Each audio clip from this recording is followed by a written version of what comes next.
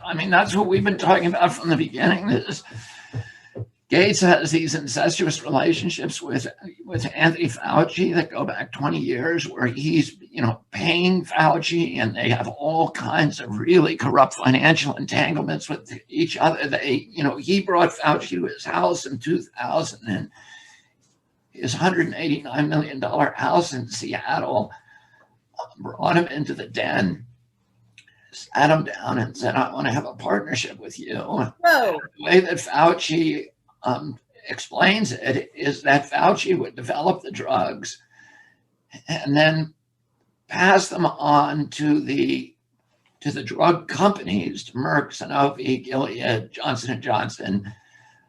Gates would then guarantee markets in Africa through his control of WHO. Oh, wow. And those companies don't want to give vaccines to Africa because it's very uncertain. Botswana has a government this year that says, yeah, we want them, and not next year. And Gates, because he controls WHO, he controls those countries, because WHO pays for their health ministries and supplies all their HIV medications, and they have to do what WHO tells them to do. So he can require those countries to buy the vaccines from these companies, and he then is invested in the companies. In Merck, he owns, and by the way, Gates has no pretension that he gives a crap about public health. Right.